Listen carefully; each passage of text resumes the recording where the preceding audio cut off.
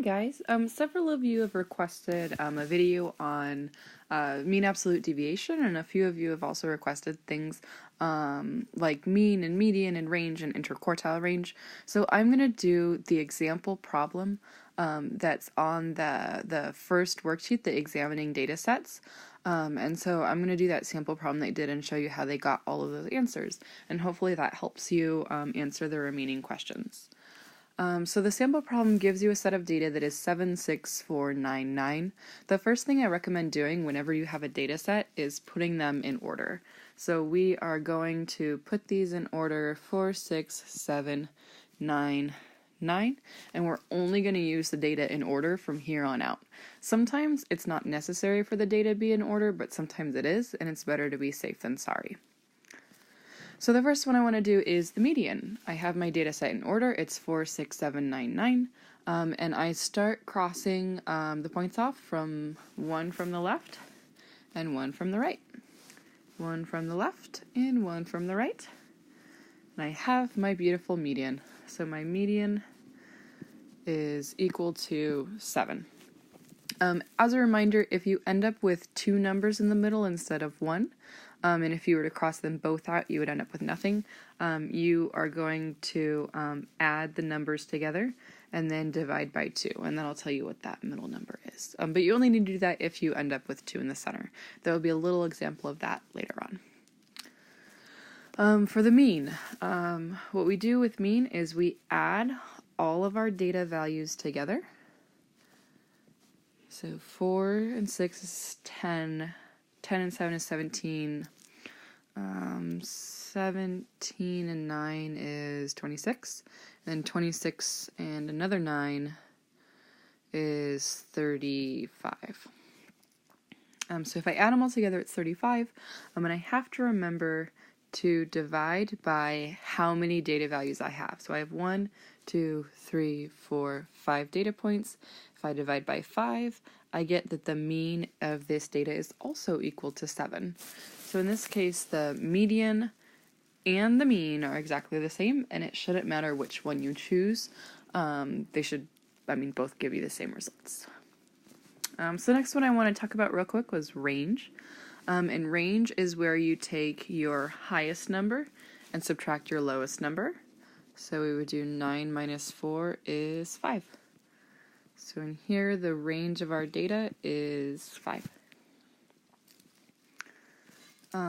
Next one is the interquartile range. This is also going to be a subtraction, but you're going to be subtracting Q3 minus Q1, which means you have to find your Q's. So I'm glad that they have chosen 5 numbers here. We already know that the median is 7. And when we're doing Q1 and Q3, we ignore the median and we look at the first half of the data for Q1.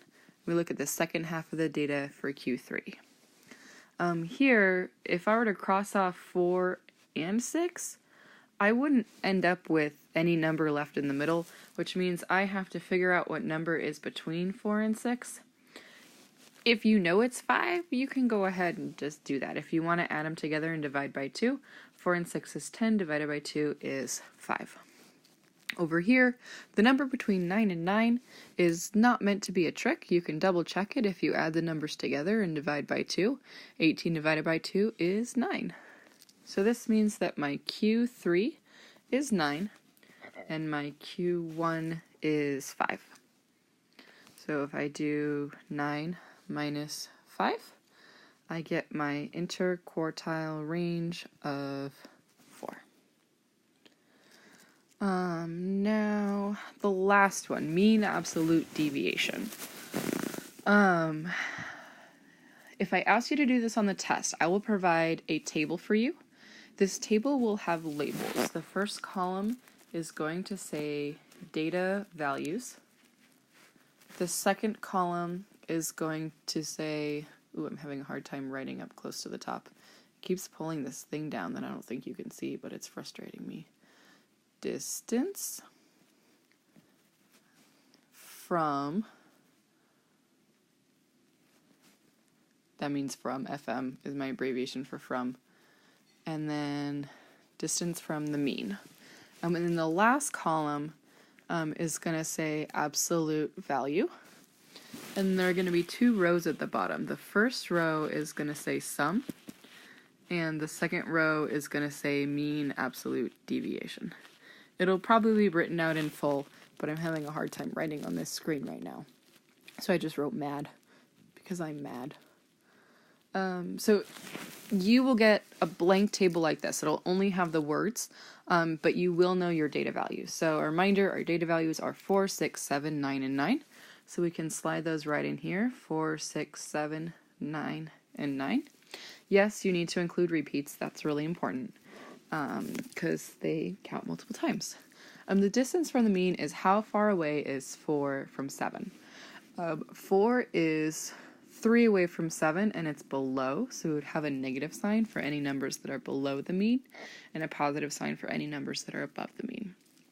6 is also below the mean, so that's a negative sign, and it is 1 below the mean.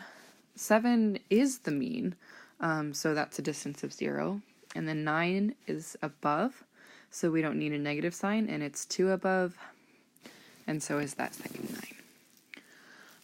The absolute value is going to be the absolute value of all these numbers, which, remember, you're asking how far away from 0 is -3, and it takes 3 steps. It takes 1 step to get to -1, 0 steps, you're already at 0, 2 steps, and 2 steps. So this absolute value column right here should not have any negatives in it ever. The sum is the sum of this third column. So 3 and 1 is 4, 4 and 2 is 6, and 6 and 2 is 8. And then the very last thing, the most important step, to get your actual mean absolute deviation, you're going to take your sum and you're going to divide it by how many data points are in your list. So I have 1, 2, 3, 4, 5. I'm going to divide it by 5, and that gives me 1. And I subtract. I can't do 3, so I'm going to do 30/10. That would give me a mean absolute deviation of 1 and 6/10. So hopefully that clarifies any questions that you might have on that first worksheet. I know that in some of the later questions, at least in like 1 and 2, it does some rounding. Like there's a time it rounds like 1.04, it rounds it to 1. I think it rounds a 1.85. I think it rounds it to a 1.9.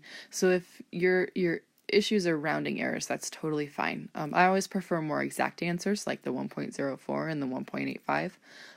But rounding is fine. Don't worry about that. So I hope this helps, and I hope you're studying hard.